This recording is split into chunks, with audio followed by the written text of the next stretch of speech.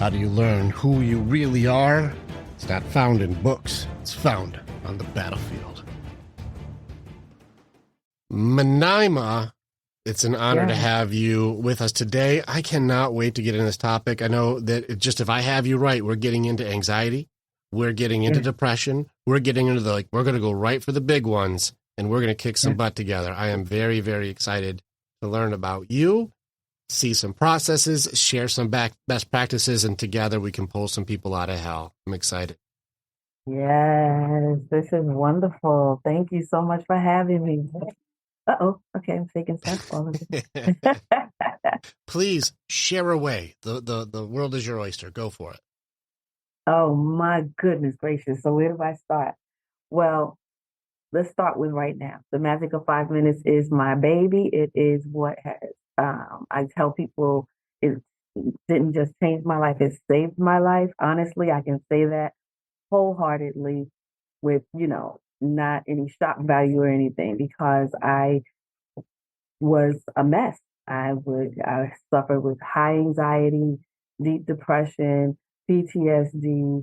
I mean, I went as far as suicidal thoughts, and it was severe. And um, there was a history of that in my family, and I don't know that there's a family that doesn't have some of that history. Um, so I didn't. All I knew was I didn't want to go to a psych ward. That they mistreated people who had mental illness and at least who were labeled mentally ill.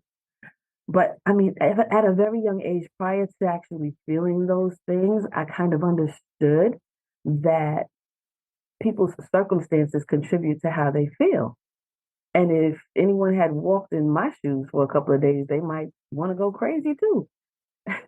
It might be a nice little reprieve to go crazy if you had experienced some of the things, and it goes to say with anybody else as well. If you don't know their story, then you just don't know their story. But I've learned not to judge people based on where they are because you don't know what's affecting them on the inside. I don't get into my story a lot. I'm currently writing a book, um, The Magic of 5 Minutes. And I don't know how much of my story I'll get into there, but I'll probably put a lot more in. Um, Lost loved ones. I'm trying not to take up too much time with the story part because that's the part that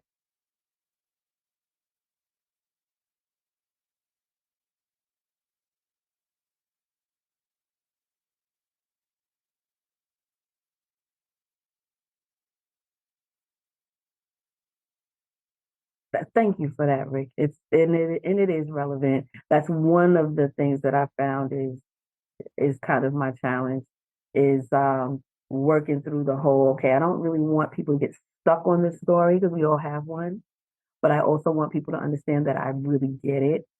So I do need to share some of it. So um, in my senior year of high school, my sister was diagnosed with a malignant brain tumor. She was 3 years younger than me.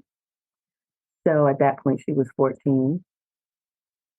Yeah, 14 years old.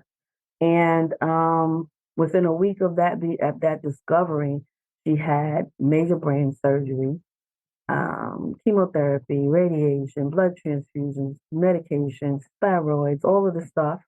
And this is a lot of years ago before they even knew about how much to give a person or anything like that. They were experimenting. I mean, it's the practice of medicine. So they practice until they get it right. And sometimes they don't.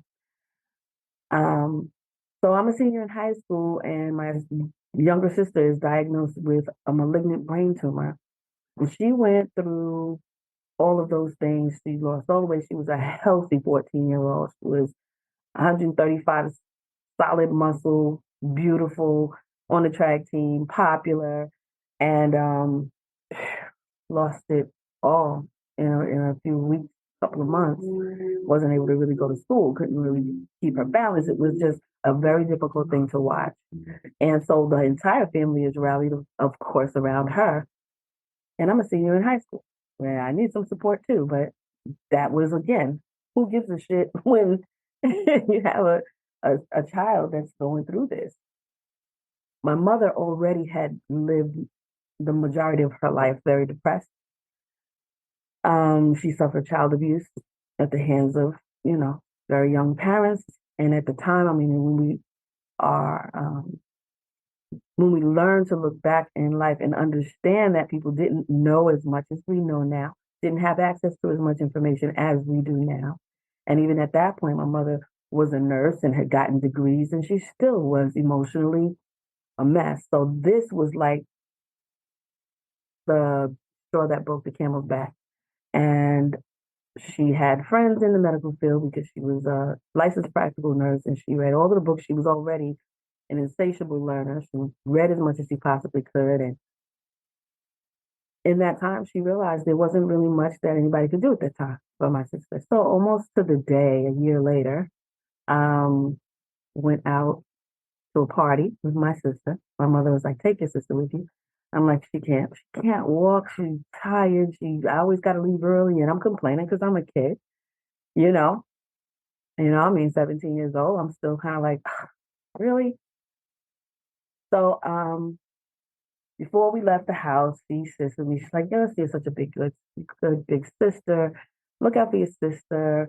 You know, just look out for her. Just be patient with her. She's going through a lot, and I'm really proud of you." So I'm like, "All right, Ma, thanks." And she sits with my sister, and then we go to the party. When we come back from the party, um, I knocked on her bedroom door, my mother's bedroom door. It was locked. And I don't know, conditioned myself to go and find the extra key whenever there was a locked door. So I got the extra key. And without all the details, I found my mother unconscious in that room. And she never recovered. She never came to.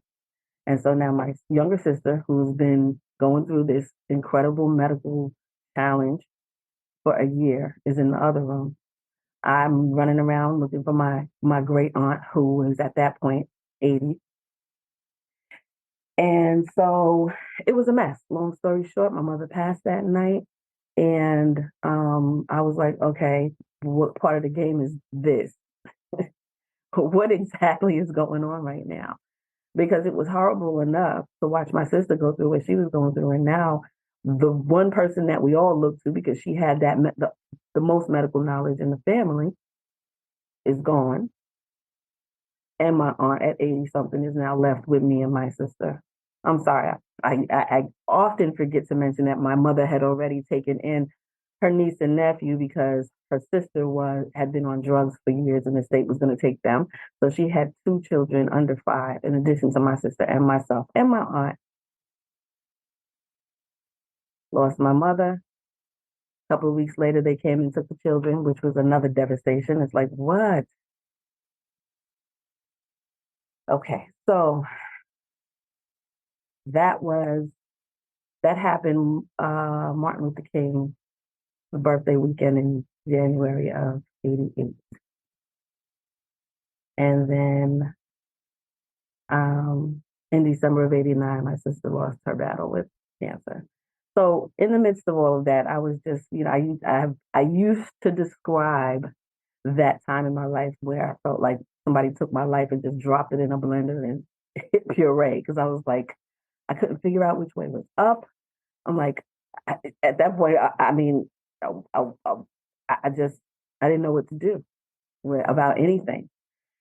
And I just kept going. Why? Because my aunt was there and she had been there for me and my mother and my sister. And I'm like, okay, she's in her 80s. And at 20 years old, I'm like, all right, I guess I'm going to have another funeral to go to eventually, because I didn't know anybody else that age in my life.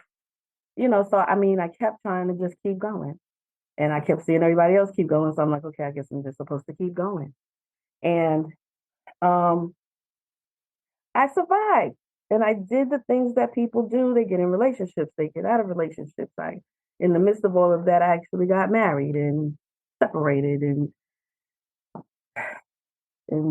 had relationships and attempted to just keep going. And my mother was 39 years old when she passed. So from the time I lost my mother when I was 18, so the time I hit 40 was like I was just kind of holding my breath and was like, okay, I just got to make it. If I can make it to 40, then maybe I can do this thing called life. And I did. So I survived in the midst of it all, and I had some experiences and relationships, and again, each relationship and each perceived failure and all of those things just continue to build up. I did get married a couple of times, got divorced a couple of times. Um, but when my youngest daughter was about 3 years old, literally right around the time I lost my aunt, she lived to be 104. That was the blessing because without her, I don't know what I would have done. At least having someone else to care for and that gave a damn that I was alive was kind of, So long story short, or long story longer, as my dad would say, um, when I heard about meditation, had a girlfriend and I was just kind of rambling the way I am now, telling her about all of the things that I needed to do and had to do. And I had a baby on my hip and two school-age children. And I'm like, I'm just talking and I'm just going and going. And she waited for me to take a breath. And she said, you need to meditate.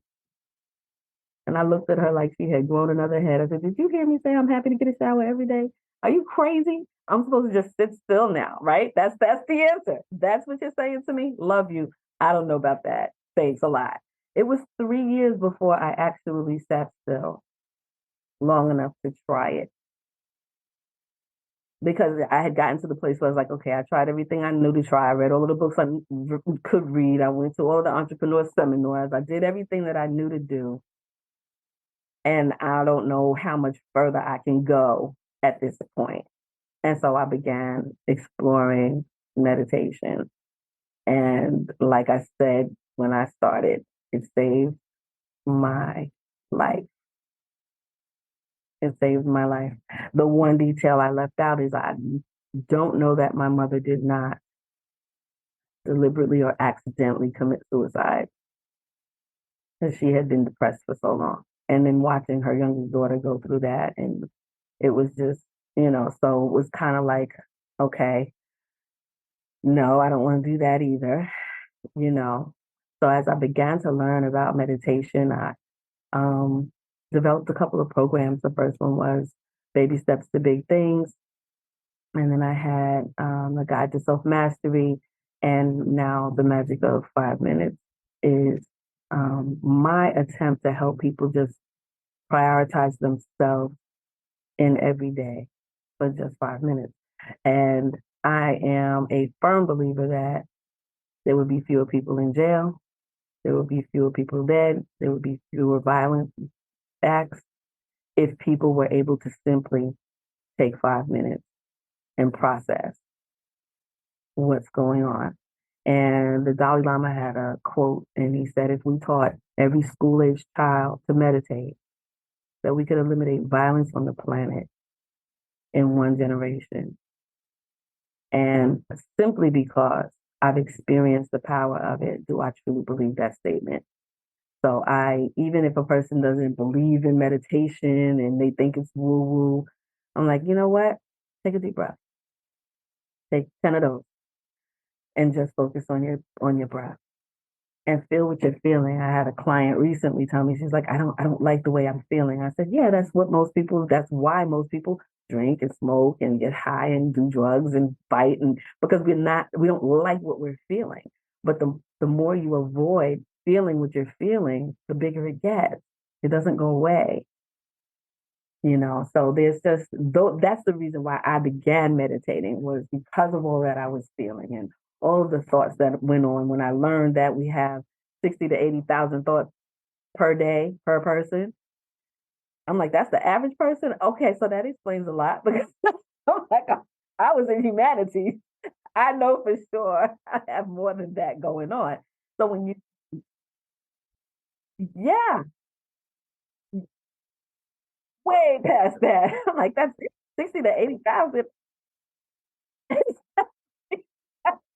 Exactly, for those who experience obsessive compulsive disorder or anxiety, any of those things, we know it's like, oh yeah, oh, I've counted them.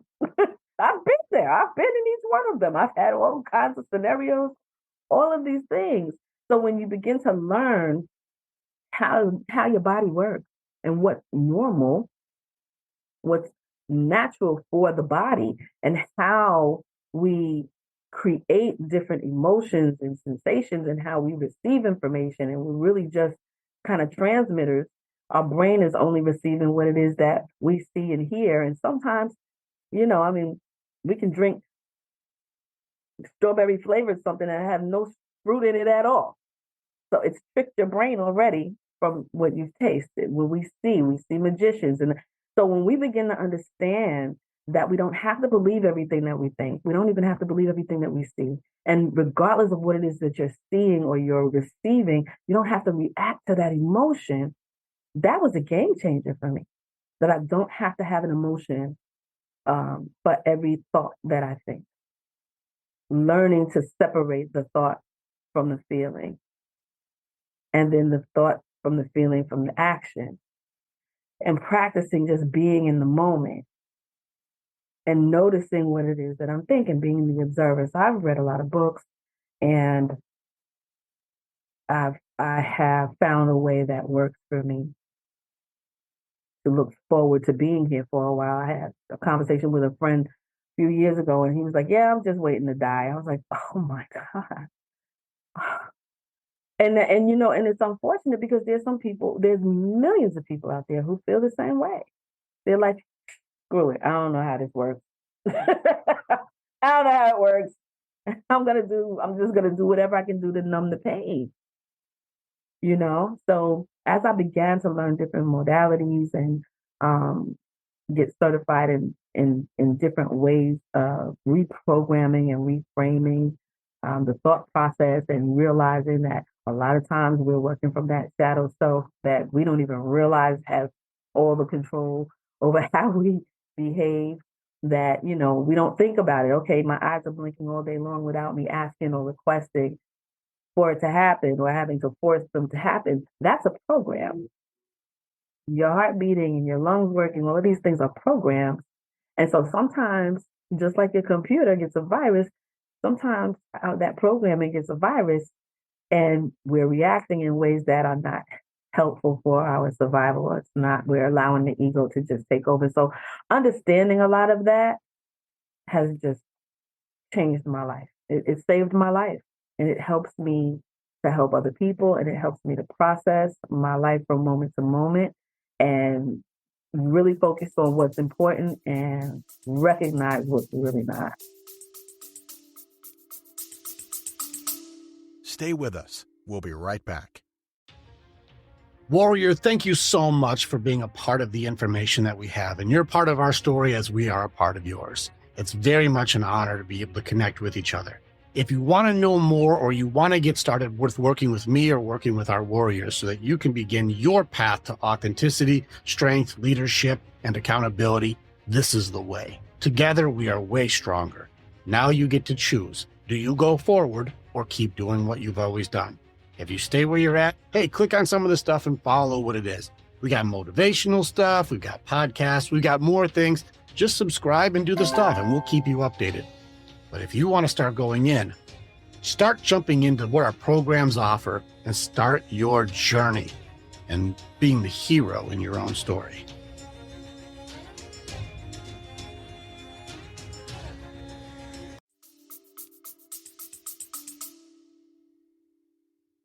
Yeah, I don't know how people are supposed to relate with you with not knowing any of the story. I don't know how you skip all of it. So powerful stuff. And like, my heart goes out to you. Like, that's so much to go through, especially as a teen. I have a daughter about to turn 17. Her ability to process right now compared to what you guys had to go through, I don't know how she would manage. So like, I'm like, oh my gosh, like you at that age, I'm like, oh, my heart goes out to young Miniimah. So I'm like, this poor kid. I'm like, the sister, the mom, then the kids being taken away. This is all in like just a snap, and here you are having to figure out how to manage, and you got your 80-year-old great aunt, and you're like, how are we supposed to do this? everything has just been taken. And even before that, even your identity and your self-worth was under assault by not feeling seen, worthy, needed, necessary, loved, appreciated. You were losing all of that before all of this happened. So where does any of your worth get to come from? Yeah. Poor kid lost everything. It was it was hugely challenging. It really, really was. I'm like the children, I had blocked that part out for so long. I forgot that was even contributing to the trauma. Well, this is where I'm going to go a little bit in with you on this. Is like if you look at the different mechanisms that we use for survival, and of course it's coping skills, but I classify them differently. This is part of my next book coming out, where you get into the map out of hell and the correlation between our grieving cycles to our coping mechanisms to the attacks from the enemy within, and how doubt, fear, distractions, excuses, how those work in correlation to grief, and how we don't even know how to process it, let alone stop the attacks from inside of us, from becoming our identity. Yep. Well, you said I didn't even remember. I blocked that out. I didn't want to process it. And I wrote down multiple things you said, like, I don't even want to do that either. And I don't want to go into that. And I didn't want to think about that. Well, the core piece obviously would be under a denial system. Grief is so heavy. I don't even want to deal with it. This is the retreat aspect of it. It's retreat, hide, or suppress. I don't want to deal with that reality at all. And so I'm just going to do, what did you say? I got to keep going. Just got to keep going. Got to keep going. I don't want to address it. Just keep going. And that was the pattern. Well, that was the pattern in my life.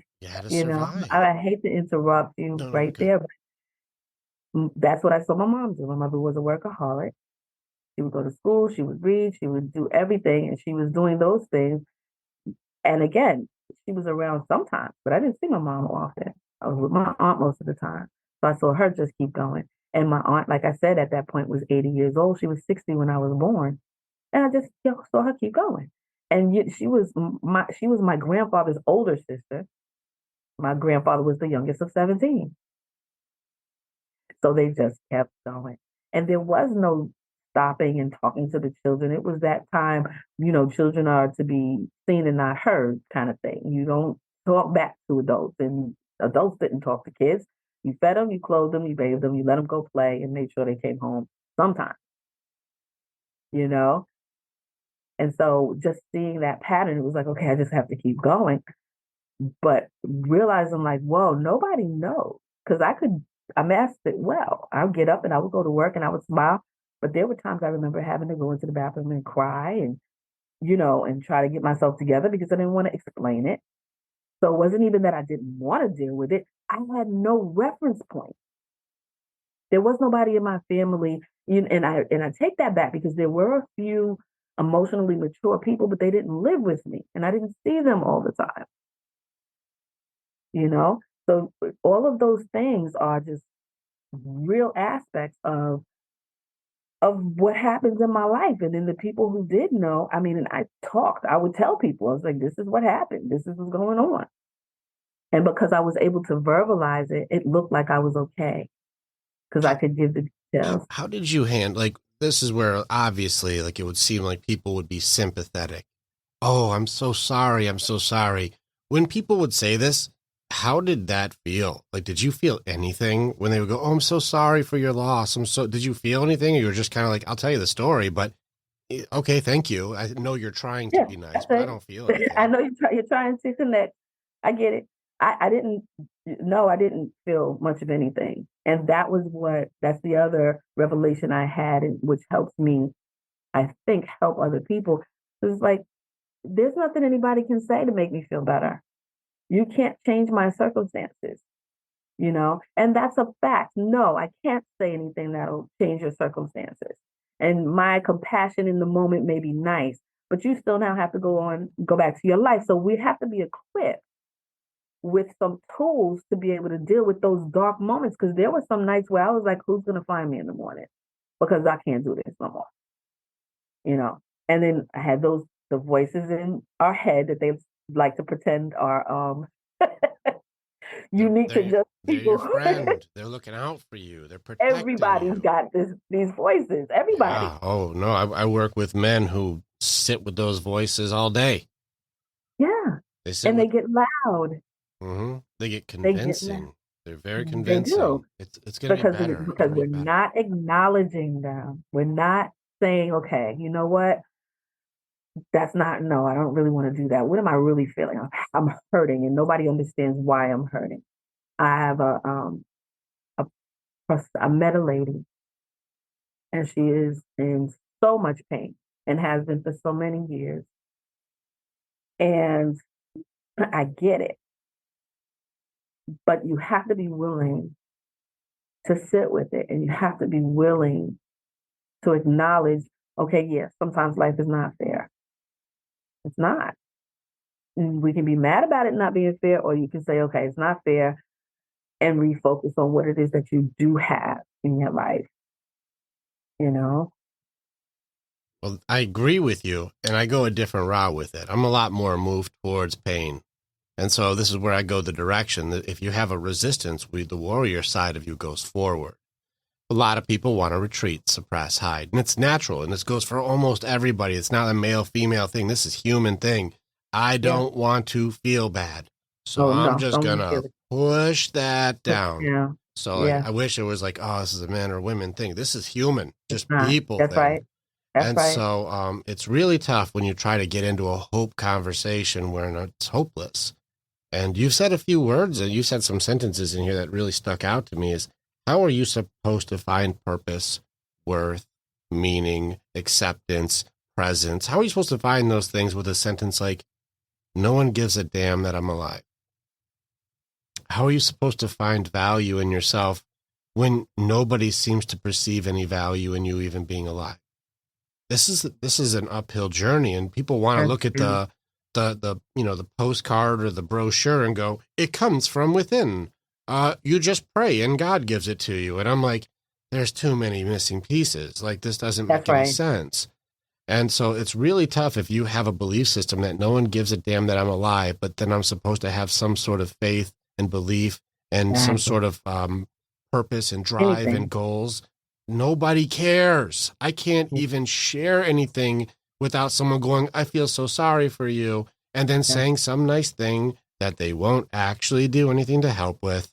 And then I go on with my own living hell, and somehow I'm supposed to care about them when they don't really care. Like, how do you do it? That's real. That's real. It is real. And it's, it's a difficult thing because I can't, I have to be honest with you.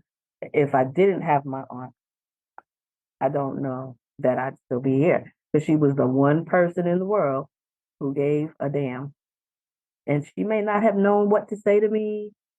She didn't say it right, but she cared that I was alive. And that does matter. It makes such a difference. There's a reason she had to live to be 104. Yeah. Yeah. And she didn't have any children. She had you. Yeah. And she had watched, she was the last to go. She watched all 16 of her siblings go. This is where, like, things go in such a weird way. We try and find honor and meaning in the things that happen because understandably every loss is supposed to be some lesson, but some of these lessons just, they're life changing. Like the moments, they're horrible. So for her to be able to share your grief because she was in the middle of it with you, and then having to lose all of her siblings and be the last to go, if anyone could empathize with the grief you're going through, she's like, I'm with you on this horrible shit, and I've got all of my brothers and sisters too. Yeah. And it was so interesting because she was not a talker. We're talking about somebody who was born in 1908. There wasn't no self-help books that she had access to. There wasn't no therapy back then. It wasn't any of that. She told me stories of how she had a younger brother who died in her father's arms. She's like, her mother died in childbirth after having my grandfather. She watched these things. She was there. It wasn't like, and then people of color, we were not welcome in hospitals and different places where they even had any kind of assistance. So they were the nurses and the doctors and the, midwives and all of these things, and the people who dug the holes and all of that. You had to do your own shit. Yeah. And So she got to go through the entire spectrum of the system. Exactly. So she didn't have the words, she didn't have the language to comfort me in any way. Yeah. It was food, shelter, and clothing. That was it. And it was interesting because not until, gosh, many years later, easily 20 years, easily, maybe 10, 15 years, did we first even have a conversation about that night. Yeah. And we were both there. We never had a conversation about it with each other. And we lived in the same house, and it was because she didn't have the language. She didn't, what? Yeah, she felt like crap inside. Shit, I've been feeling like crap my whole life. It's 100 years. When have you not? Yeah, we have that in exactly. common, right? What's there to talk about? How crappy we feel, right? Exactly. Want some tea? Yeah. What's for dinner? Right. How about? Yeah. And the thing is, there's a book, Eckhart Tolle, The Power of Now. Mm-hmm. She lived it. It was like, right now I'm having coffee. Yeah, that's good. That's what's happening right now.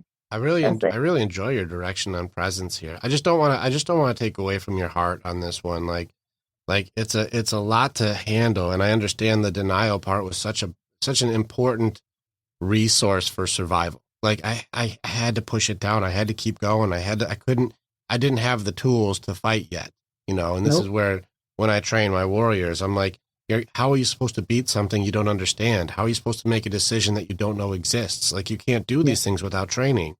And you're like, I'm a kid who just lost every single thing in my life. What tools do I got?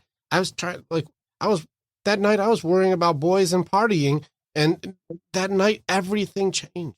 How am I supposed to be ready for this? There's no training. And then and after the funeral, after my mother's funeral, and my sister's still sick with cancer, my aunt was 80. 2 weeks later, she was like, "All right, you gotta get a job." Okay. Just keep going. Just keep going. Exactly, and that was the answer. I was like, okay.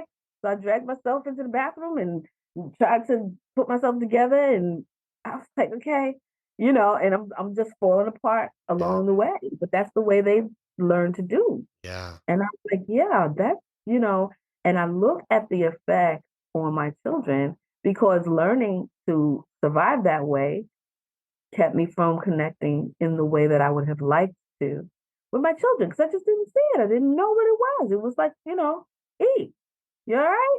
Okay, good. Well, the only thing that you could teach was survive. And if they weren't in survive, there wasn't anything to connect.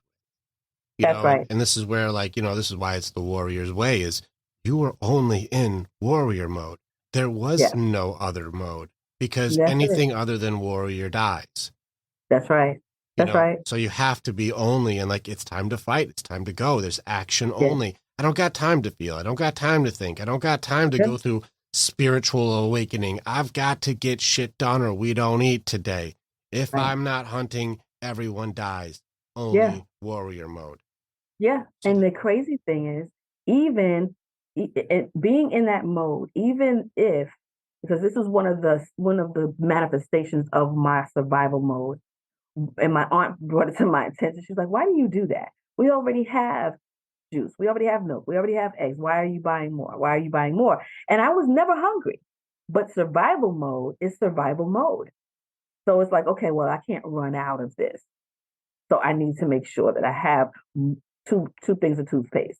Yes, I need the giant thing of prior to the pandemic. It makes perfect sense, though. It's ironic that your second aunt would say that, or people would say that, because if she was alive through the Depression, people who survived during that time would usually have that that pack rat mentality. I have to store, because we knew what it was like to starve. And so if we can have a surplus, we have safety, security.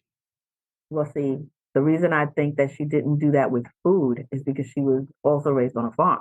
So she knew how to grow her own food. That's interesting. I had never thought about that, because she was absolutely a pack rat. We had everything of everything. Somebody always was eventually going to need something. With 17 siblings, somebody was having a baby. Somebody was going to need a door change. Somebody was going to need something. So she kept everything. But she didn't do that with food, because she would grow her own food. That is interesting. I hadn't thought about that. Pretty amazing. Her survival system was flip-flop from most, but still there. Interesting Still to there. see. Absolutely still there. Yeah.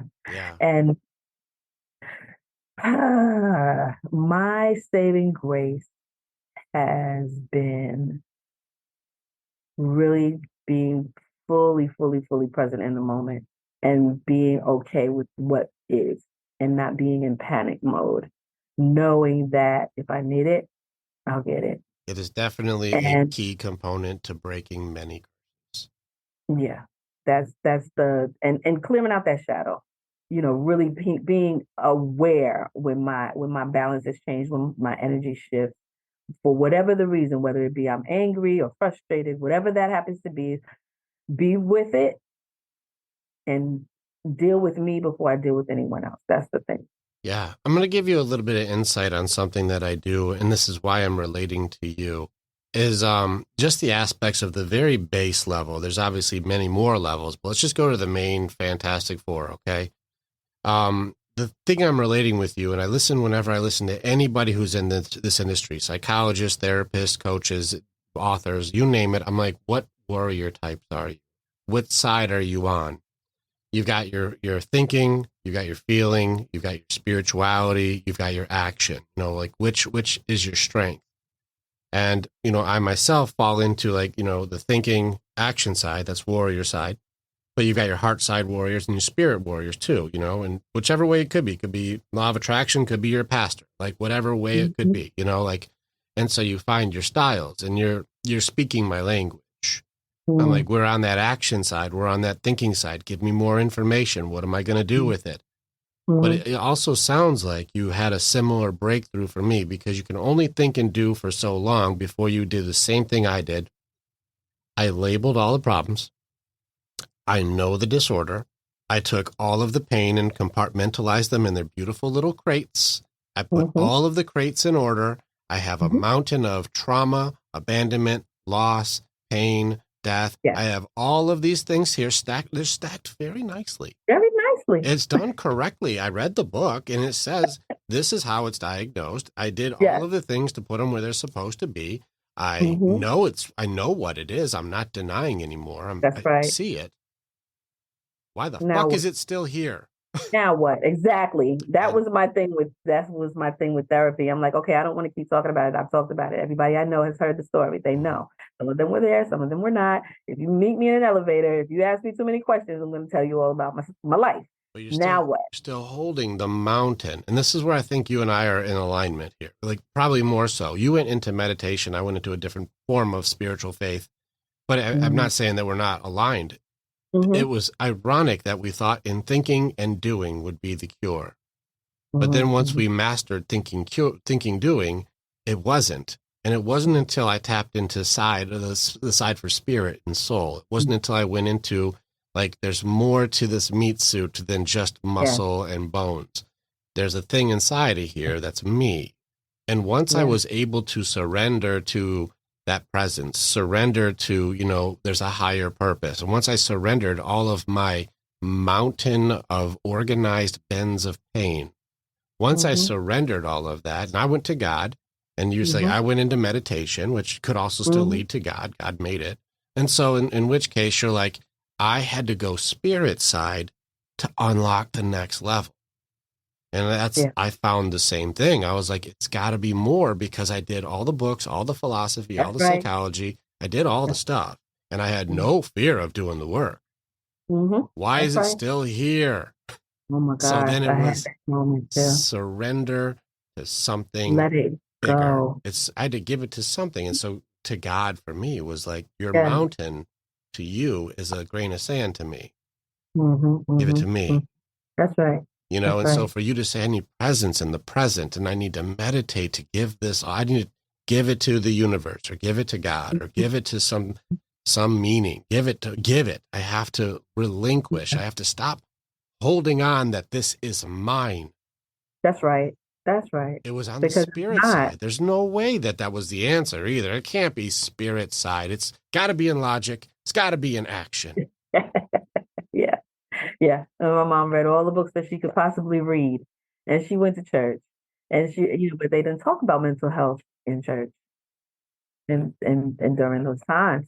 But what you're saying is absolutely true. I resist the urge to use the word God simply because it's so loaded and everybody's individual opinion kind of seep into that.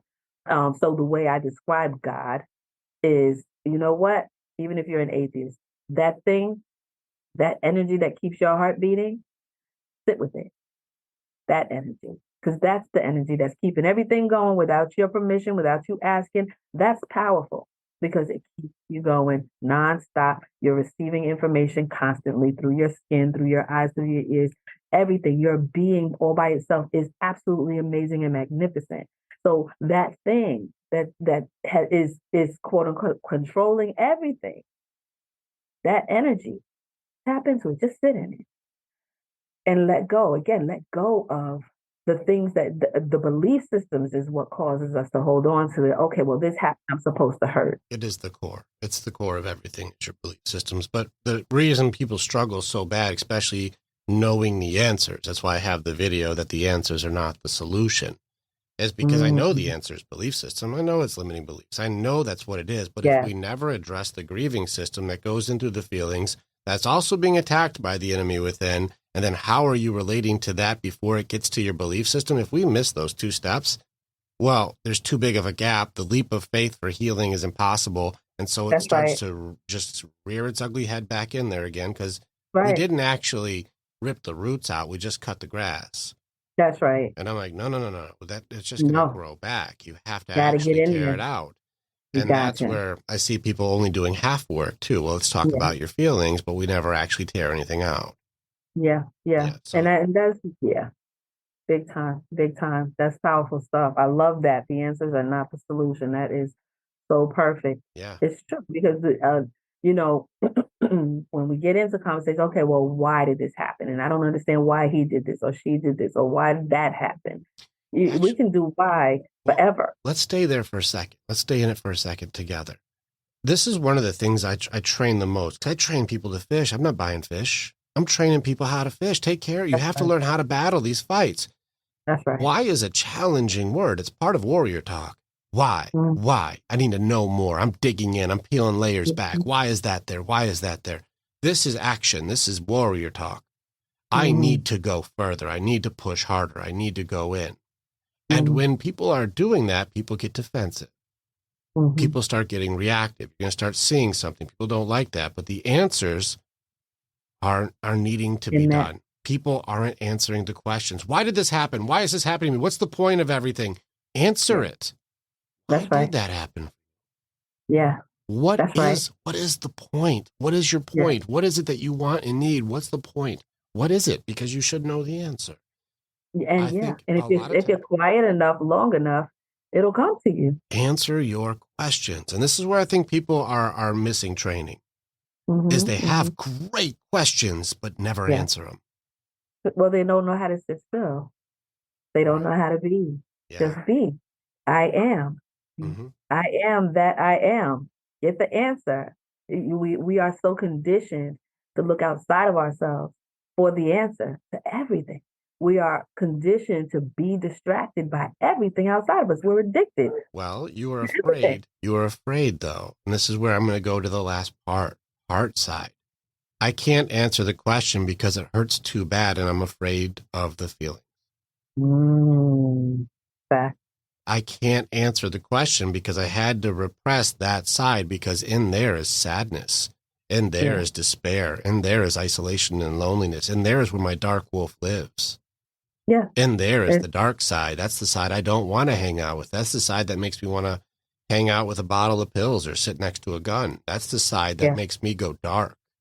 I don't want to answer those questions. Because the belief system that's attached to those answers is the belief system. Because if you believe that you're not worthy, and you believe that you're worthless, and you believe that you were born in sin and all of those things, if that's the root, and you've been hearing that since before you were born, it echoes in your DNA. And if you never challenge it, that's who you are. That's right. Exactly. So when you believe that when you have a reference point of, nah, I'm not worthless. have done some things. And yeah, you know what? I'm supposed to be here because I'm here. Yeah. And so even if I don't know what the purpose is, if I trust that there's a reason for my existence, then I will find that. I will uncover it, because the energy that you're giving out, when you feel worthy, you attract different experiences than when you feel worthless. It's a powerful find. It's also very difficult if you do it correctly. When That's when I right. hang out with grandmaster coaches, people who give TED Talks and write books, when I'm hanging Mhm. out with these people and we have challenges that we throw each other out, one of the great ones that took weeks for people to answer, even myself, where does your worth come from? Mm. Now, we want it to just be me. It comes from me. No, it doesn't. You're No. too multifaceted for it to just be a selfish thing. It's not self, because if that's the case, then you maybe really are worthless, because your belief systems will only come from you. There is nothing Yeah. more than you. There is no soul. There is no spirit. There is no heart. There is Exactly. no love. There's no service. There's no serving. There's nothing Yeah. more. It's just you. Well, that's Yeah. the second oldest religion, is meism. It's all me. Me, me, me. Me, me, Yeah. me. It's all Mhm. on me. Well, I'll tell you right now, anybody who's really done the work, not the answer. It's No. just one piece of the answer, but Yeah. it's a huge answer. Who are you as a mother?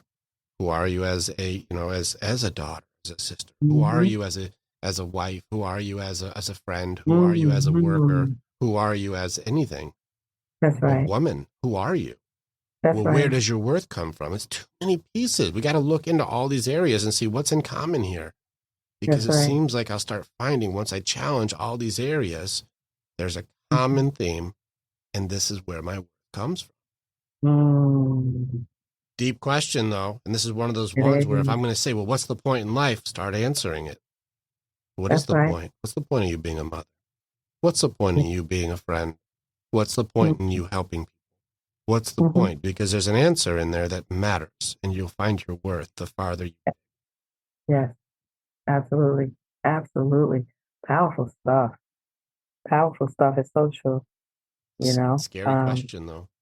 It's a scary Yeah, question, because you got to go through demons and curse to find it. that's right. And you have to really kind of, like you said, kind of challenge some of those things that you believe, Mm-hmm. because your beliefs don't make you a better person. Your behavior, Well, how you show up in your the world. beliefs dictate your behavior, because the way we see the world runs through our belief filters.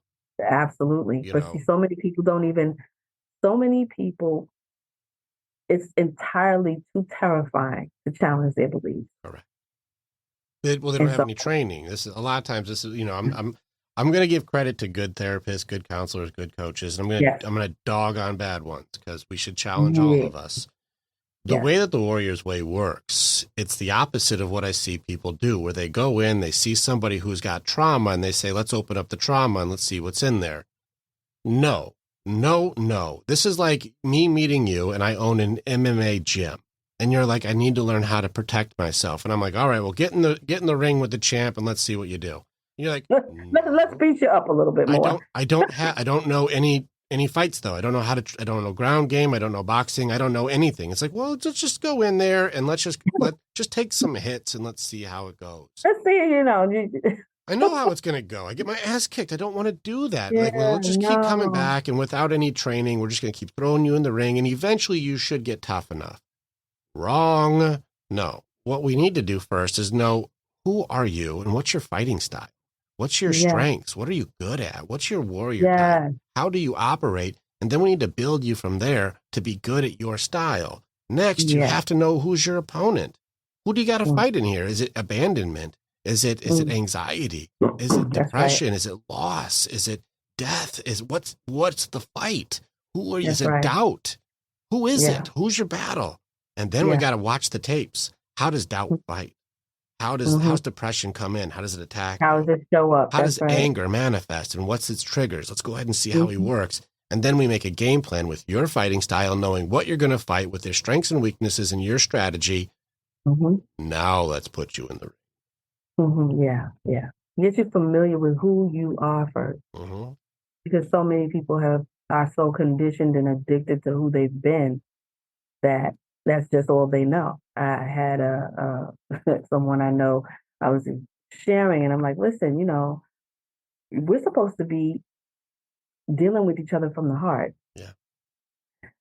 And, she's like, well, that's just how I am. I said, that's who you choose to be. Well, You don't it's have to it's do a that. deflection. You're right. You caught her belief system. That's who Yeah, I I said, you am. don't have to be that because we're not supposed to deal with each other through personality. When you have someone who has or is doing the work, because it's not that it's never over.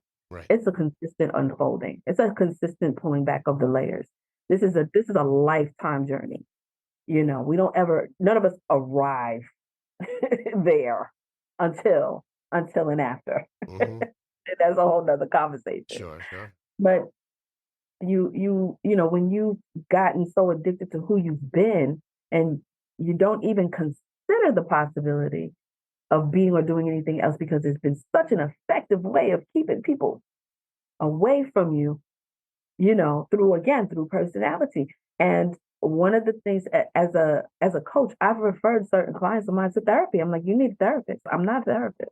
Yeah. I'm not here to just listen to you go on and on and on and on and on. No, I'm action oriented. Correct. What is it that you're looking to do? What is it that you desire from this relationship? You obviously, exactly. You obviously feel like something needs to change. Why do you think something needs to change? What's going on? Because I can tell you, I can look at you and tell you, okay, well, yep, I see this, and this, but that's not for me to tell you what you should work on. The answers are not the solution. I know the That's problem and I know the That's answer. But are you going to do the journey? Are you going to do the work? Yeah, you got to do the work. You got to do the work. Yeah, but even if I show you the path, will you take the steps? That's right. And I'm with you on that one. It's tough when you catch the belief systems. I see it really quick. We do it professionally. Yeah. I know the thing, but are you willing to do the thing to get rid of it? That's right. But what do you want? I don't even get to what do you want. That's section 12. That's 12 weeks in before I get to what you want. You don't know what you want until you figure out what's going on. You don't know who you are, and you don't even know what you're dealing with. How are you supposed to know what you want? And let's take an account. Miniimah, let's be real. When were you not told what you're supposed to do? And, growing up, even by 20 years old, first it's parents, and then it's teachers, and then it's coaches, and then it's bosses, and then it's spouses, and then it's kids, because what do you need and what do I do? So we go from being told what to do to what do you need so I can take care of you. At what point did you learn the muscle, what do I want? That's right.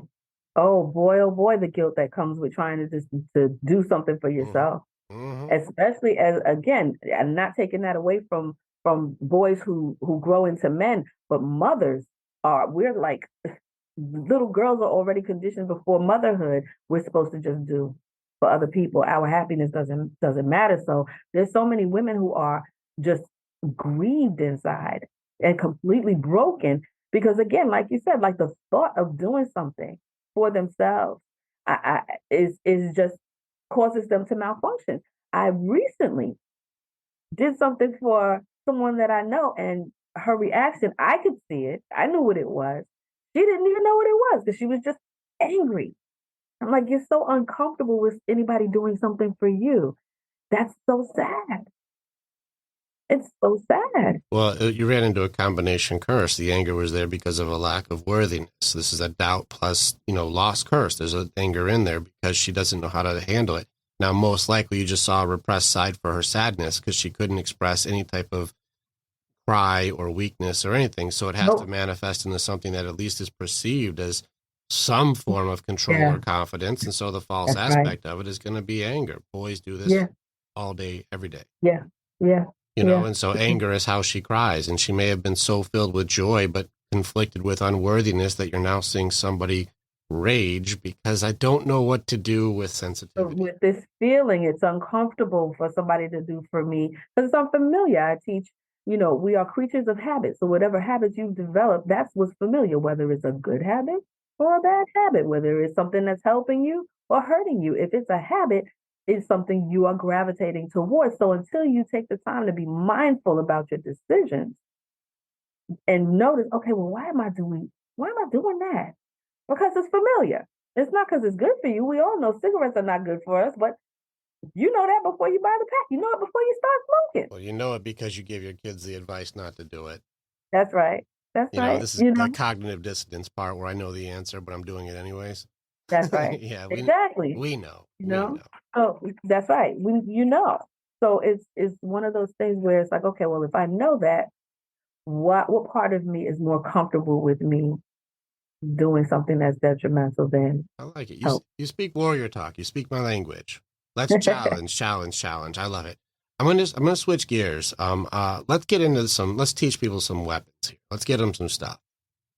The miracle five, the 5 minutes here. I need to know about your five Yes, the minutes. Your magic of magical 5 minutes. 5 minutes. I need like help people. Let's give some tools. I'm happy to teach my anxiety because I think we're both holistic in the way that we help Yes. people beat the roots and not need the medication. Give them the magical 5 minutes. Help us. What do we got? The magic of 5 minutes starts with deciding to prioritize yourself, period. We've got 168 hours in a week. And when people say, I don't have time, it means that you are doing this life thing all wrong. Because if you're not doing for you first, you are not being the best version of yourself that you could be in a day. Make the time, decide that you're important enough. After about 2 weeks of starting meditation, it took me a couple of weeks to build up to 5 minutes. Because after about 15 seconds, I was looking at the clock like, what the hell is going on? And my mind was like, what's going on? What are you doing? There's dishes to be done. There's laundry to be done. Did you do this? Did you turn off the lights? My mind was going. And when you're not warned about that, it's like, okay, I can't do this. And so one of the things that I share repeatedly is you can't do it wrong unless you don't do it at all. That's the only way to do it wrong, is to actually sit and get familiar with what you're feeling, with what's going on inside. When we close our eyes, then our ears get sharper. You can pay attention to your heart. Okay, my heart, you feel the anxiety. I've had people say, okay, I can't even keep my eyes closed that long. Well, that's the anxiety of survival mode. That's the anxiety of being in emergency at all times. Have to be on alert. So my guidance to people who are looking to start their own practice is to begin with box breathing. And that's just focusing on your breath. Focusing on your breath through a count of 4. Inhale to the count of 4 through your nose. Focus on the coolness as you inhale. Hold that for the count of 4. And then gently let it out through your mouth and notice the warmth as you release it. And hold that breath for 4. Do that 4 or 5 times. And just practice focusing on your breath. Because now you are practicing being fully present in the moment. There's no other time that we have any power except in the moment. That's the only time we have any power, is right now. Yesterday is in your imagination. Tomorrow is not here. You can't even predict what your next thought is going to be. So practicing being in the moment and allowing your thoughts to be what they are and let them flow like a waterfall. We can't even imagine trying to pick out 60,000 thoughts. We can't even try that. Understanding that it's just flow. It's a flow. It's a flow of energy. Let that flow. You don't have to have control over it. Let it flow. Let it flow. Be and sit behind the waterfall. You don't have to be the challenges. Most of us are inundated with it. I've had 3-4 conversations all at one time, trying to manage that flow. I'm laughing and I'm crying and I'm talking and I'm screaming and I'm this and then now I'm in control of it and trying to control all of that. That's a trauma response. That's a trauma response. So recognizing, okay, yes, something happened.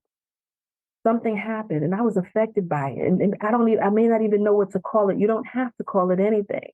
You don't have to label it. That's the other thing. We want to label everything. One of the things I use in my teachings is universal principles, and that's non-judgment. Don't judge it. And we think judgment is, oh, I don't like you, or I don't like this, that's not the only thing judgment is. Judgment is labeling everything, colors, sounds, pictures, everything. When we label those things, now there's an energy attached to all of that. Now that's an additional layer. If we just allow things to be what they are in the moment, just let it be and trust that your brain is designed to solve problems. The problem is we create problems that don't have to be there. So when we practice just being in the moment, feeling your breath, recognizing, oh wow, 60 to 80,000 thoughts, that's a lot. What's going on? What am I thinking? Oh, I think this person doesn't like me. Oh wow, I just thought about something I should have said to somebody. Did that person insult me? Just notice the thoughts. You don't have to have a reaction to it. Just be in the moment. Just be. That has helped me to release anxiety in a way I would have never been able to explain. And so I created a 5-day meditation challenge just for people to, it's kind of a test drive. Just check it out, see how you feel. You know, you don't even have to believe in it. Just check it out, see how you feel.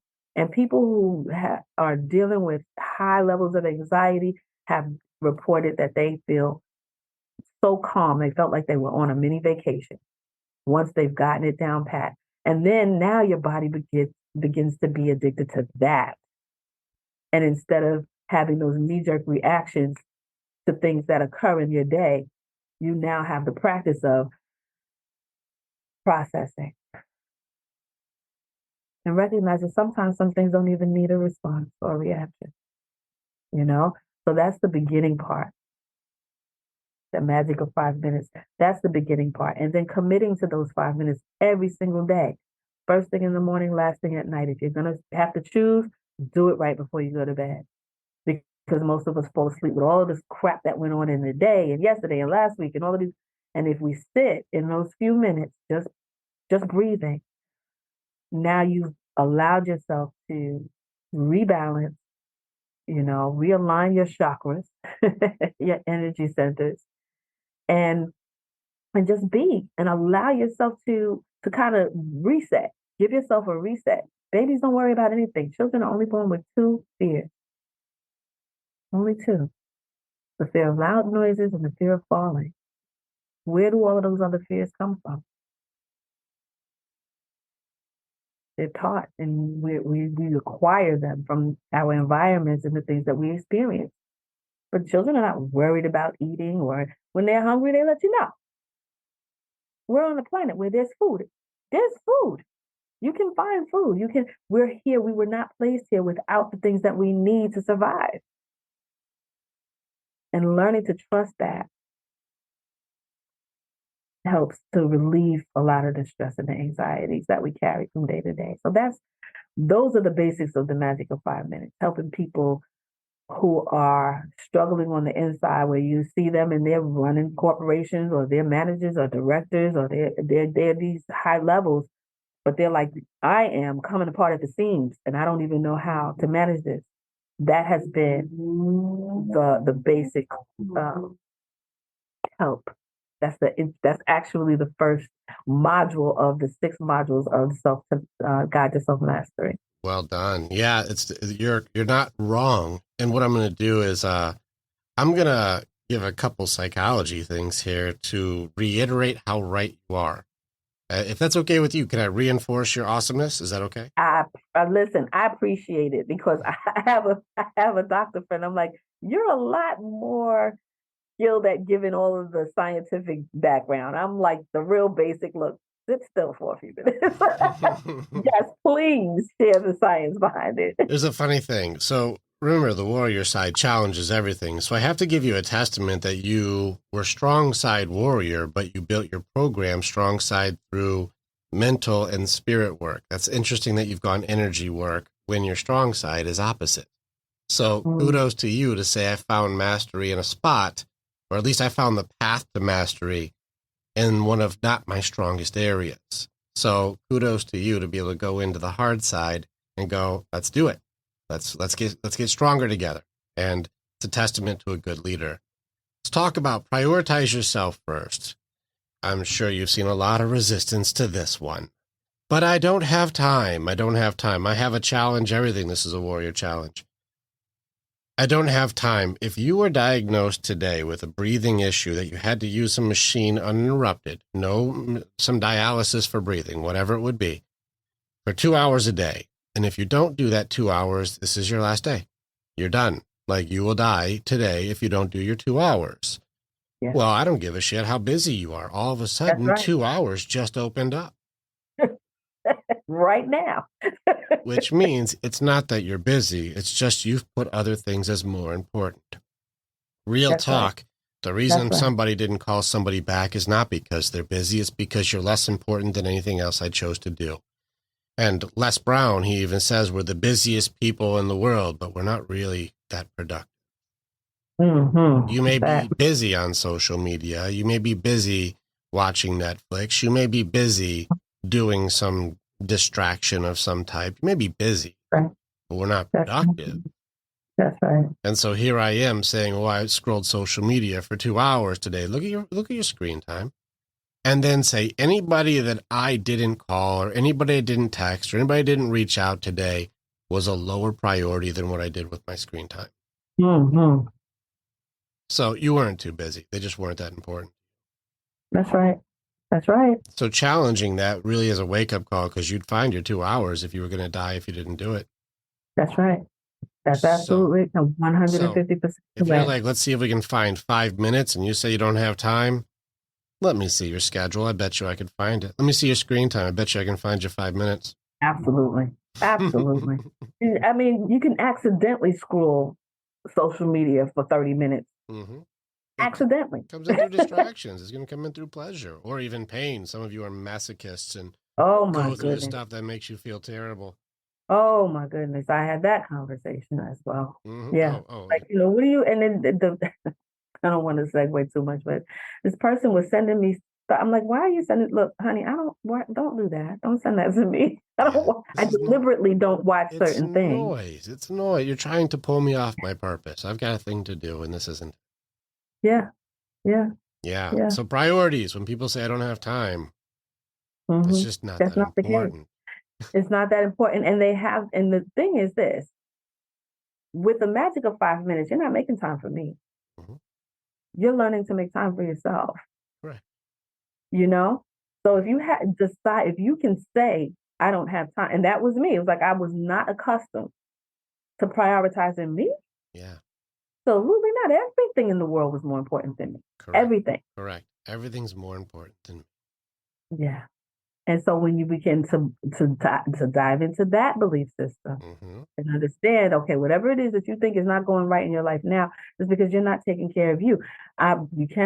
Nothing and nobody else can take better care of you than you. If you don't take care of you, nobody else will take better care of you. And nobody will care even if you do or don't. If you gain 500 pounds or if you take great care of yourself, they're still going to go on with their same bills and their same problems and their same work. That's right. That's right. I agree. That's right. So I'm reinforcing you on this one. So I just give people a challenge. I don't have time. I'm like, really? Exactly. Let's see what's more important. Yeah. All right, next one. When you said as a woman, when you were starting off, you would sit down, and when you sat down and meditate in the first 15 seconds, you're like, I got the groceries, I got this, I got that, I got this, I got this. Here's a study that they did where they hooked all the neurons, all the little nodes to everybody's head, and they said, let's test and see what's going on here for men and women. They found men and women, when they sit and when they chill out, their brains do very, very different things. And so if anybody ever argues, we're the same, like they have proven, we are not the same. They're not the same. So men actually have a department that women wish they had. It's called the nothing box.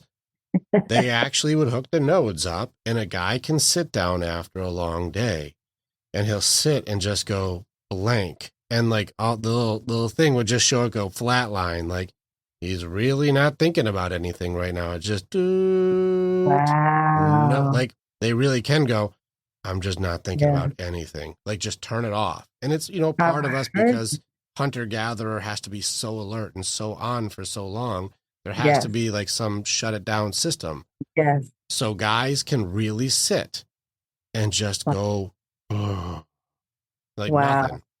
Now, when they found women sit down, the longer that they would sit, the faster it would go. The more activity, the more thoughts. In fact, the more they sat, the more they were thinking about what they should be doing. Which means women do not have a nothing box. So they would go, I don't have one of these. When they asked their husband, what are you thinking about? He's like, I wasn't thinking about anything. They're like, that's not possible. I can't sit down and not think. I'm thinking about 100 things right now. How can you sit and think about nothing? You're lying to me. What's her name? That's right. Oh my God. I've had those arguments. Yeah. And you're like, no, seriously, I turned it off. If you had the nodes, it would be, like I was shut off. I was not processing anything at the moment. They've proven it is different. So when you said, I'm learning to be present in the present, I'm learning to meditate, I'm learning to slow down. Very difficult. Women do have an uphill battle for that because you have to learn how to redirect the thoughts because they're not turning off. Yeah. No, and it's not even redirecting them as much as just letting them be. There you go. Like paint on the wall. Just let it be there. Just let it be there. Don't label the color. Don't fix it. Like it. Don't fix it. You don't think about when you're gonna paint for, because this is what we do. Oh my goodness gracious. If I could tell you some of the stories and the scenarios I've had in my brain that go on. And it's interesting because like you said, until we learn that men and women really are different in that manner, we don't process information the same. Well, it goes back into your judgment you talked about. Well, if you said you're doing nothing, I judge you as a liar. You're doing something. And then you'll take your wounds, and judgments is a big exposure if I'm not okay. The more judgmental somebody is, the more wounded they are. And this is both sides, men and women. That's a fact. Anybody, you watch for the J, watch for the judgment. You're too fat, you're too skinny, you're not smart, you're too stupid, you're not making enough money, you're not doing enough, you're not enough. Judgment is really just the reflection of how not okay somebody is. That is Carl Jung, he says thinking is hard, that's why people judge instead. I would add to it. I would add thinking and empathy are hard, and that's why people judge instead. Yeah. Wow, powerful. That's so true.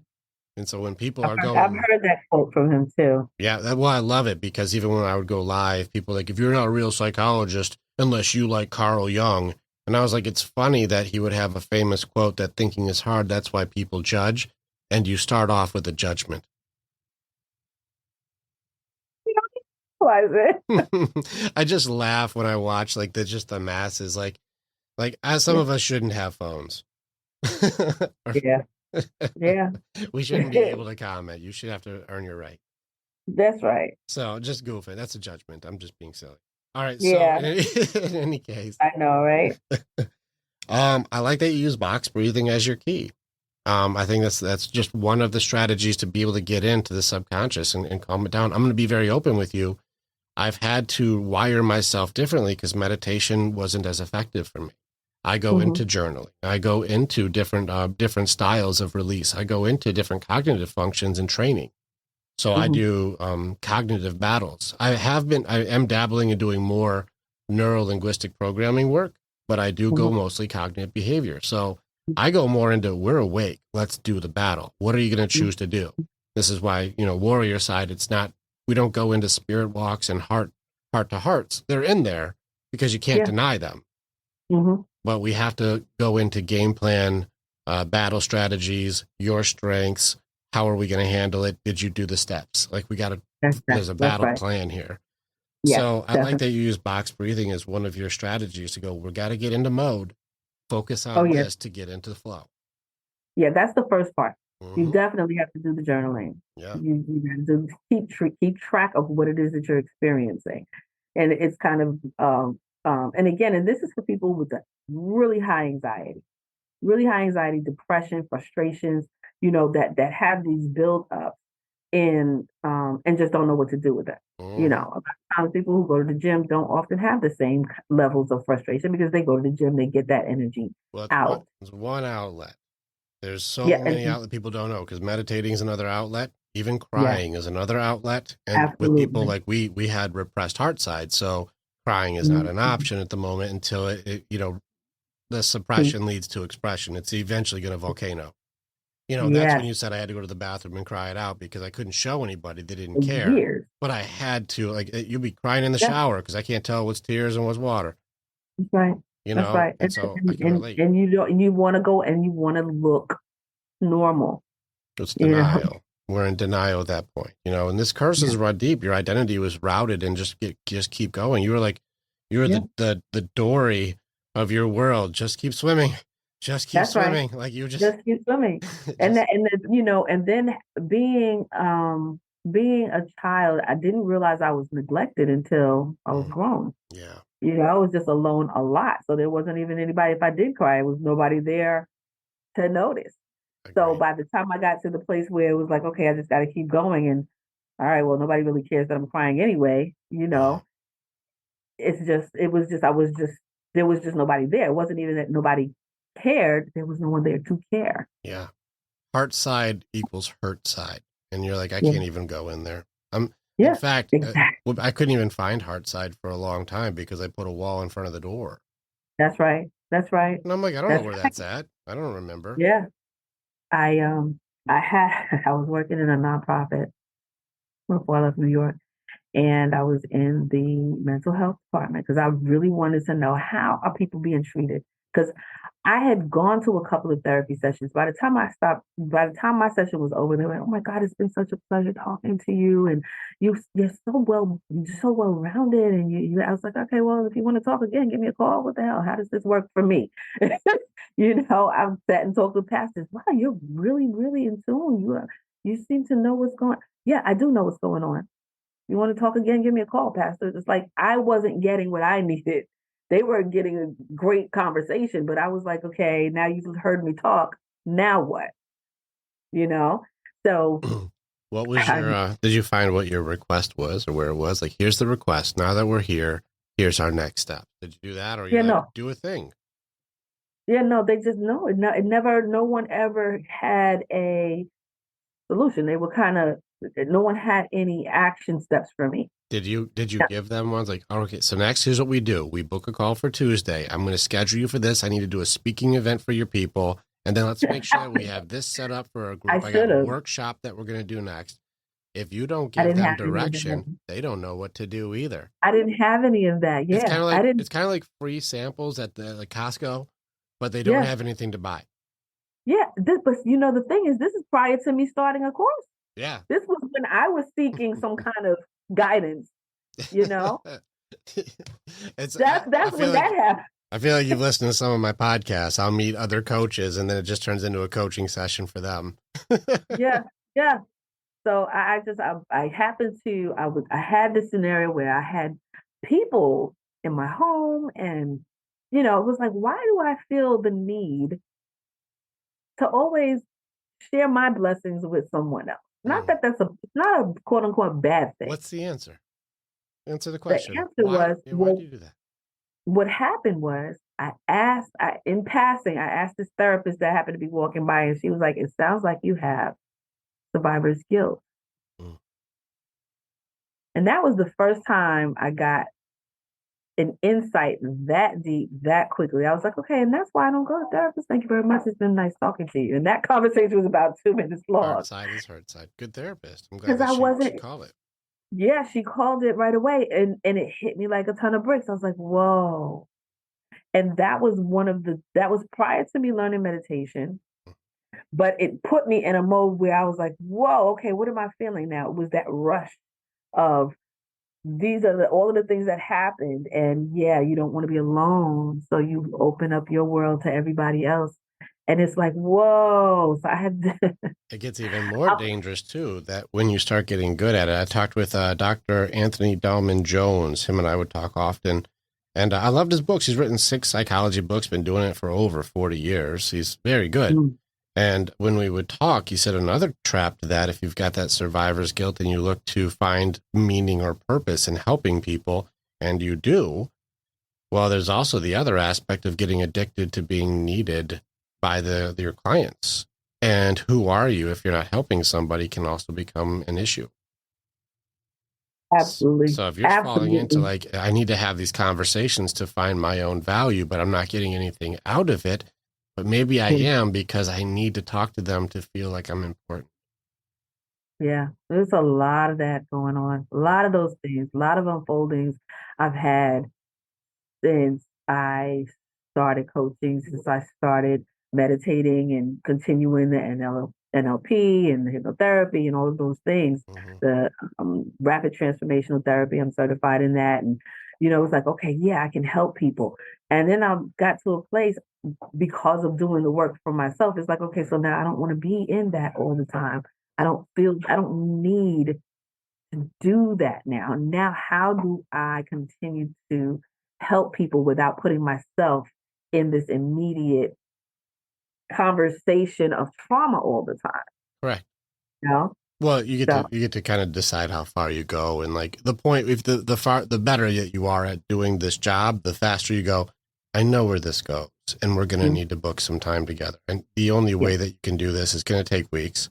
I'll give you the tools, but you have to do the training, and it's not free. that's right. And that's where I'm getting, because I would much prefer to speak to groups, to do workshops. And because this is something I'm like, look, you're either going to do it or you're not. I'm not going to be in your house with you. I'm not going to be able to force you to do any of it. This is what worked for me. I think that it'll be helpful for you. If you want it, this is it. It doesn't take a whole lot of time for me to explain it. Here you go. Yeah. Do you, You know? I know you got like 6 sections to this. Even my boot camp is 14 sections, which is a whole bunch of sections in between each section. So there's a lot to it. Yeah. You want some extra weapons for your anxiety training? Absolutely. Yeah. Okay. Always. I'm going to give you, so one of my gifts is being able to take something extremely complex and making it simple. How do I fight anxiety? By understanding it in one sentence. Because it's complicated. It's a lot of factors happening on. Now, first off, understanding the root of anxiety is just fear. And then we have to understand what is fear. Well, fear is not real. You know, you brought up power in the moment. That's a Lao Tzu quote. This is thousands of years old in China, where he says anxiety is in the future, depression is in the past, and peace is in the present. That's right. So he's like, all right, well, we've known this for a long time. It's no shortage of information. So fear is not real. It's just a possible future. It just could happen. It's not happening. It's just could. And we have pretty powerful, amazing brains. So the answer of anxiety, and this is the answer, and I'll get you to how to test it. The answer is, I don't know yet. That's what it is. You want to know how you can test if somebody has a clinical issue or if somebody has done what Dr. Dispenza says, you have thought yourself sick. Do you want to know how you test it? Yes.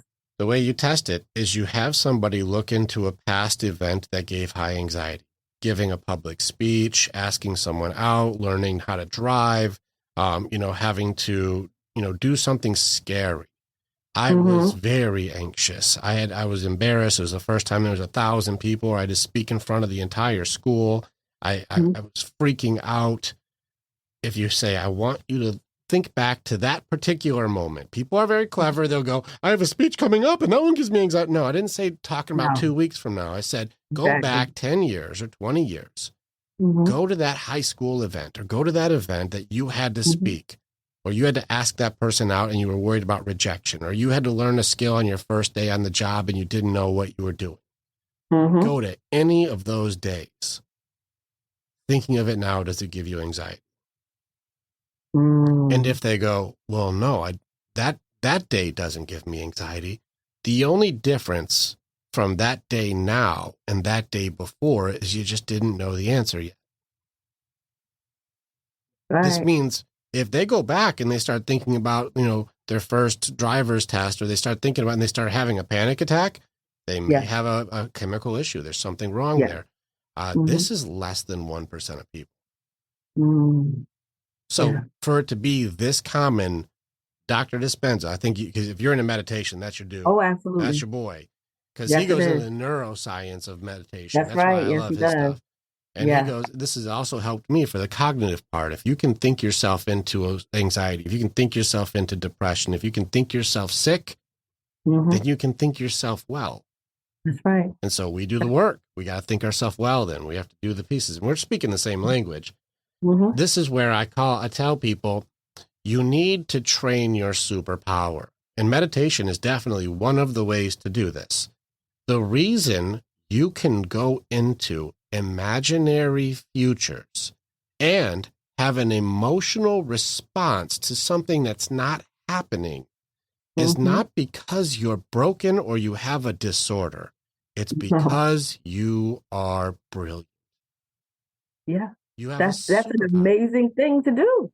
But this is where people start going in through life thinking there's something wrong with me, and they will fulfill that prophecy That's by right. living their life as though something's wrong with me, which just That's right. amplifies when I'm having an anxiety attack. It's because I'm broken. No, Yep. it's because you're untrained with one incredible ability. You That's have right. a creativity and imagination system that is untrained.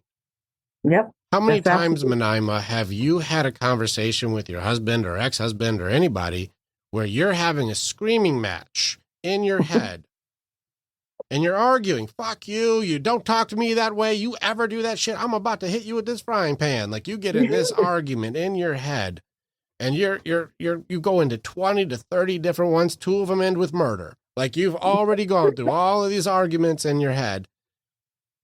Who's actually making their responses? They're, it's in your head. So that's who's making the responses for them then? They are. No, you are.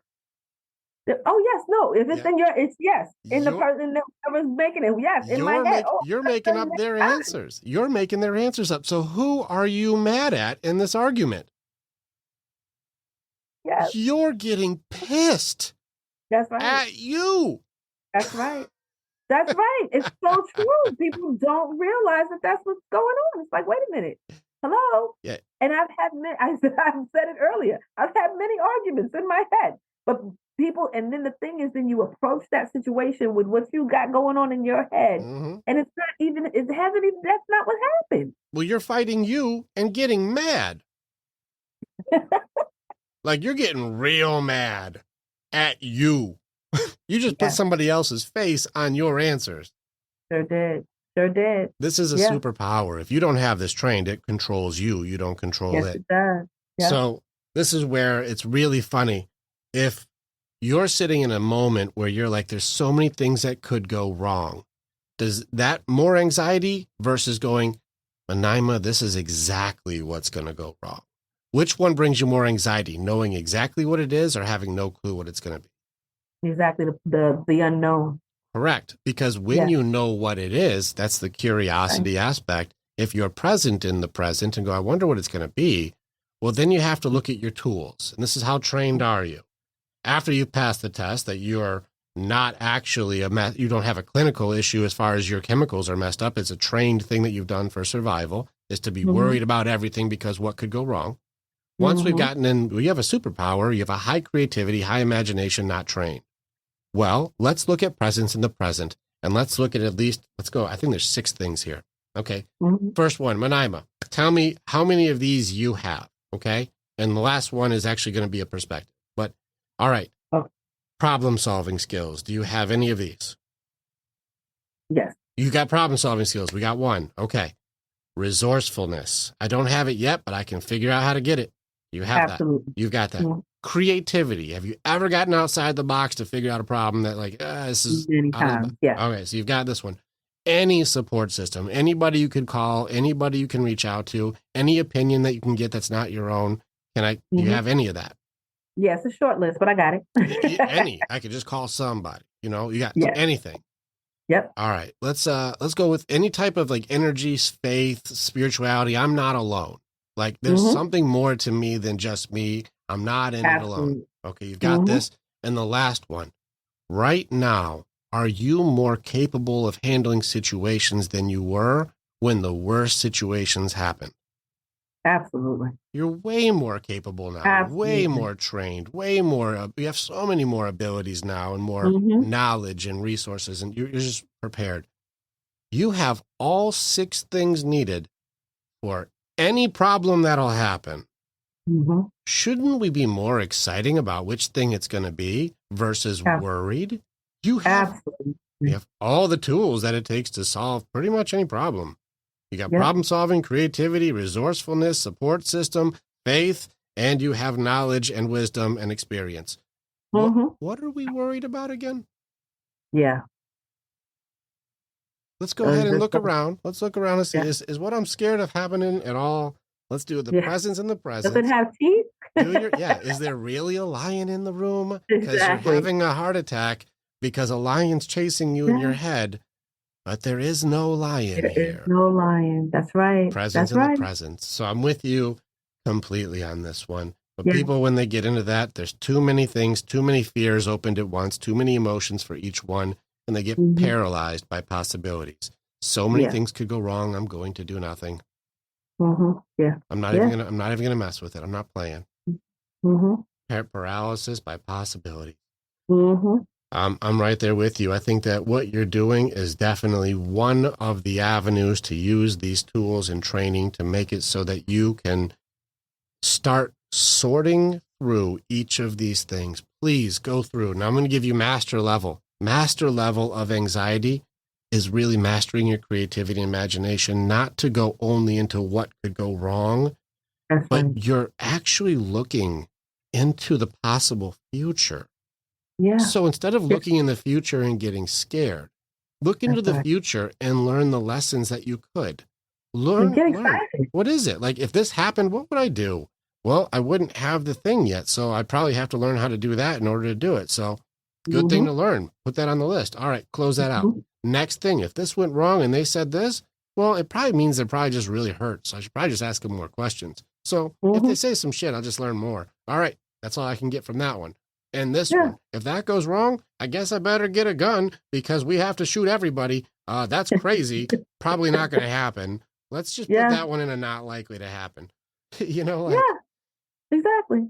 And it, with the anxiety part, when I have a client that's going through anxiety, okay, well, I'm nervous or I'm afraid of something. Well, the thing is this: when you begin, and this I attribute to Dr. Dispenza explaining it, the physical sensation of fear or nervousness is the same as excitement. yeah, Your heart races, and so you're having the same physical.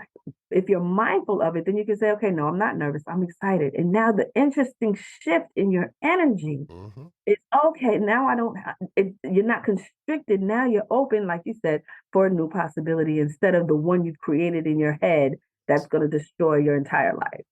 Absolutely correct. It's interesting. You can think yourself sick. You can think yourself well. That's right. That's It's the placebo and the nocebo. He said that was Dr. Bruce Lipton mentioned the nocebo. The nocebo, right? Yeah.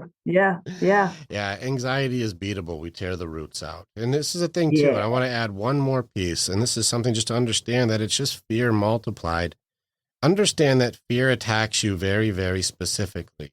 It's going to go after the thing that beats it because it's not tough to beat. It's not real, but it needs you to believe it's real. And so there's a few major parts that it's going to attack you because it needs to make the thing that beats it weak. It attacks you at your courage right away.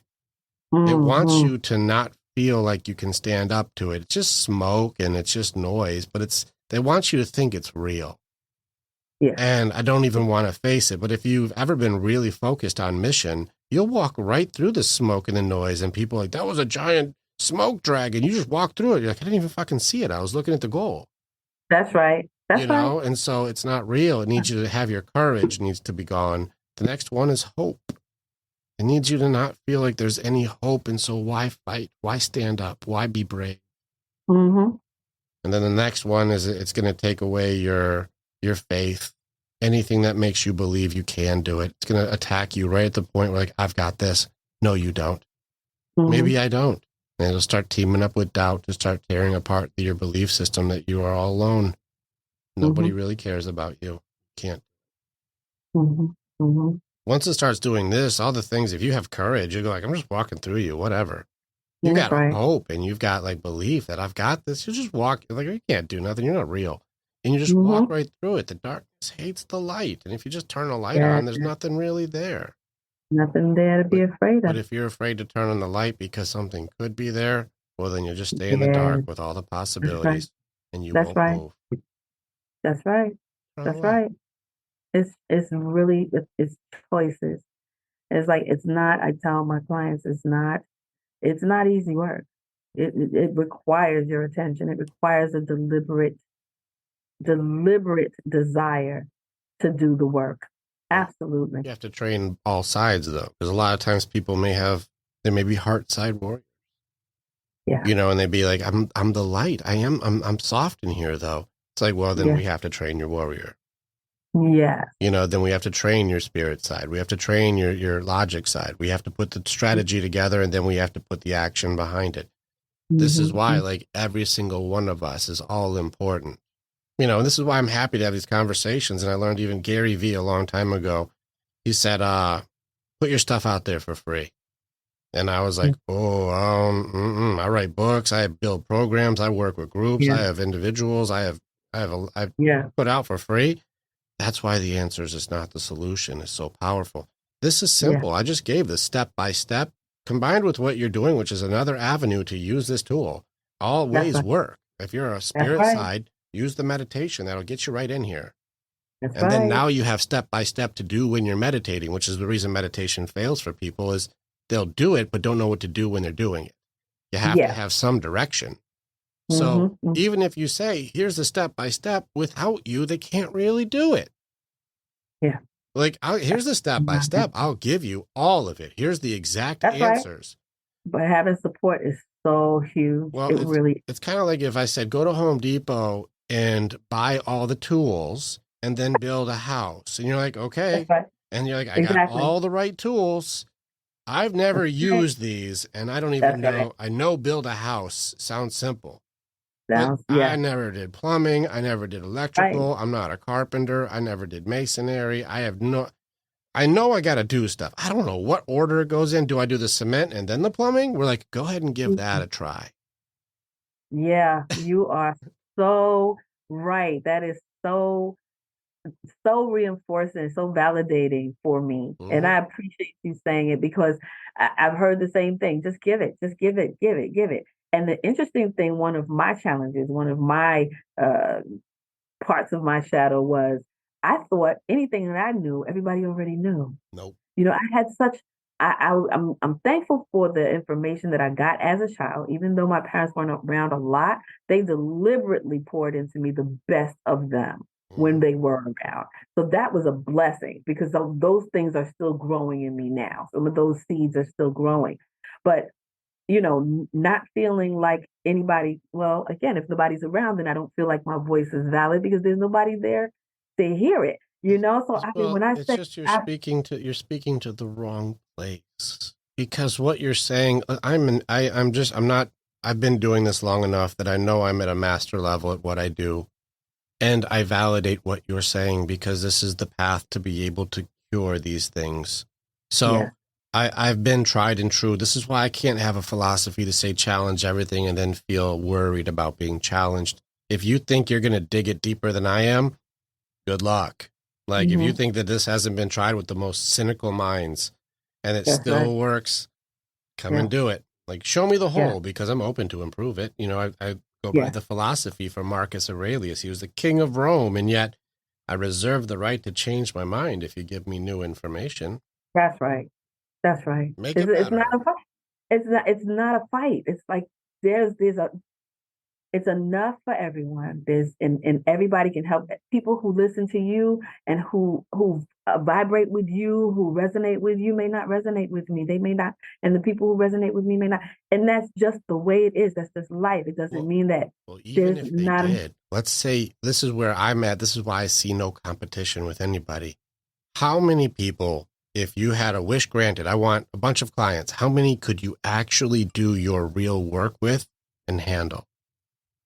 Even in a year, how many could you actually truly do the deep work with and handle on your own?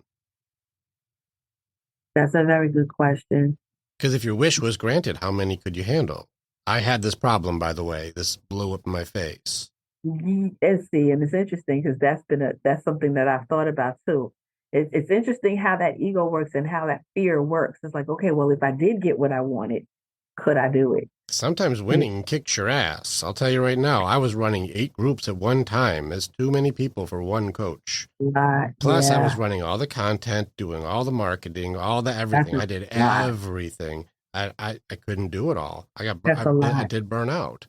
And I was booked out for 4 months on just calls to book out with me. I just want to work with you. I could not handle it. It's a lot. The reality, even with my coaches and the infrastructure I have now, out of the millions of men, because I work men's side, out of the millions of, I have women's groups, but it's mostly men.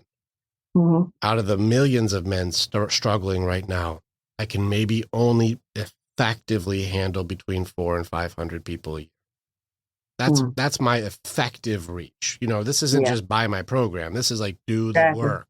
Yeah. We're going into battle. I'll train you to fight. I can team you up with warriors who are battle hardened. We can right now, our infrastructure can probably effectively handle about 400 to 500 people. Well, there's millions who are struggling. I can't refer out fast enough. But if you and I are collaborating and I'm like, Ima's got a way that it seems like up your alley. Yeah. Give her a call. Like, she'll help you with that one. This is your coach. Like, do that one. Yeah. I'm right there. There is no competition. I'm not in competition with any of the men's groups out there. Not Garrett White, not David Mueller. These are all great guys, all different warrior types. These are all different guys. Yeah. But my style is completely different than their style.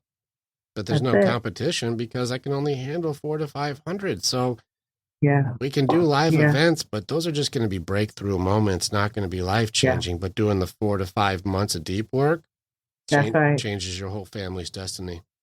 Absolutely. Absolutely. You have said such a mouthful, and I tell my clients the same thing. I'm like, it's not easy work, but it'll be one of the best things you could ever do for yourself.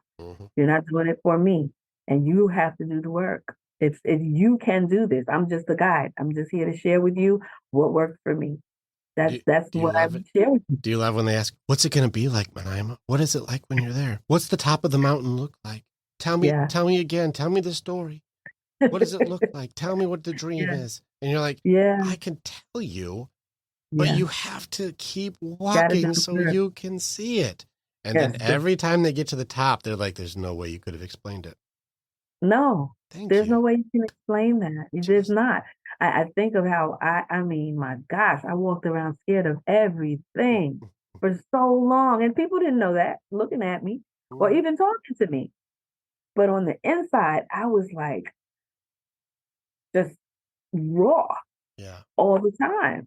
And I mean, and I would have PTSD moments, have those flashbacks. And I mean, and I couldn't explain it to people. Couldn't explain it to people. I didn't want to explain it to people. You know, I wanted to be normal. No, you don't. No, I know I don't. No, you don't. No, I'm so happy not to be normal. You are not normal. No. Thank God you are not normal. I'm glad. Yes, I'm very happy not to be. And I tell all of my cousins, look, the only thing wrong with you is you don't realize there's nothing wrong with you. You just have to figure out where are you? What is it that you want to do? What's working? What's not working? And the interesting thing is with all of the things that we have in the world, the interesting thing for me is when you truly desire something, again, when the student's ready, the teacher will appear. You will get what you need. Yes. This is a surrender, especially spirit side. This is a surrender that most really struggle with. And there's also a lot of church damage too. When people in the church will use judgments to make it so people are afraid to surrender spirit side.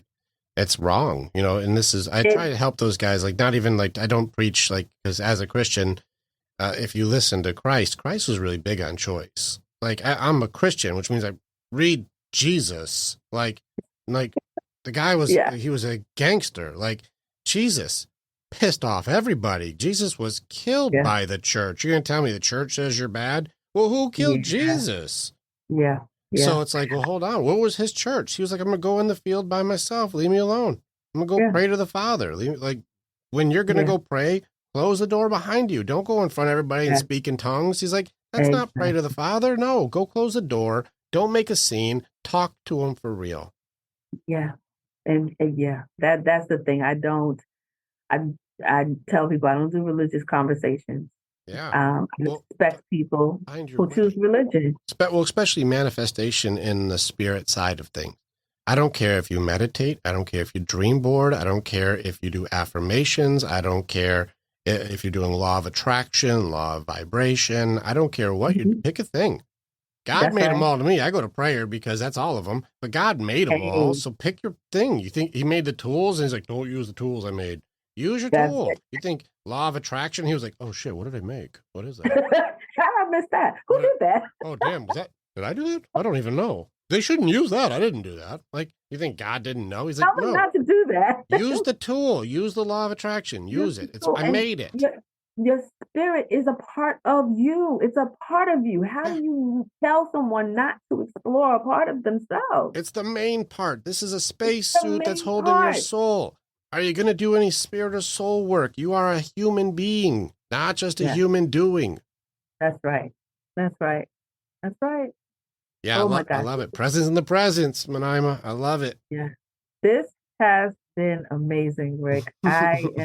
Thank you so much for having me today. Yeah, it's such a pleasure. Thank you so much. Keep doing the work. People are going to need to know, I need this magical 5 minutes. How do I get in touch with Miniimah? Where's your site? Where do I go? How do I find you? How do I sign up? Where do they go?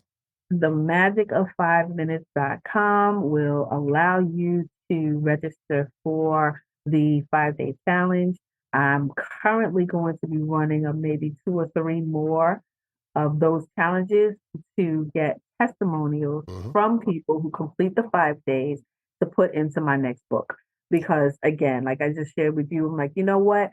People can hear me, but they may not resonate with me. If they see someone who looks like you, who sounds like you, and you give them an explanation or a testimonial that you were going through this, or that, and this helped you, they may actually decide to try it for themselves. And that's my goal, is to help people find a practice for themselves. That's it. I'm not a meditation teacher or an instructor. I'm a meditation enthusiast because it saved my life. So TheMagicOf5Minutes.com is the website, and I have a YouTube channel. I'll be putting more videos up there as well, and I have a couple of things on TikTok, not too much, but I'm building on all of that now. I love it. You are on the right path.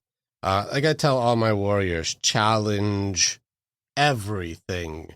And Miniimah's got a challenge, so take her challenge on. Have some courage, do her challenge, see if it works, and if it works, put a testimonial up. It costs you nothing, but it could give you everything. And so if it saved your life, you could be saving lives out there if people just have the courage to try it out. That's it. So let's do it. Let's check it out. Magical 5 minutes. I love it. A magical 5 minutes. Yes. Thank you so much. You're welcome. We'll be in touch. We'll be putting your stuff up. We need your links and all the things so we can share your story and share your stuff. You have a purpose in this world, and we had to both go through hell so we can pull people out of it. That's right. Oh my goodness. I'm so happy that our paths crossed in this lifetime. Thank you so much, Rick. I love your work. I love your energy and what you're doing. Wow. Just wow. It is an honor. Well, our journey's not over. We are now friends, and so we'll be in touch. We'll probably do more in the future. And Randy will be reaching out, and she's going to make sure you're all set up. Otherwise, thank you for being another warrior who's been on the battlefield of the mind. Oh, man. Thank you. Thank you so much. I appreciate you. And I look forward to hearing from you. Absolutely. All right. Take care. You too. Bye. Click on the button and you can become the hero in your own story. It's time to start making the choices to change. And the evolution that you're going to do begins with choosing the next step. This is the way. And together, we're always stronger.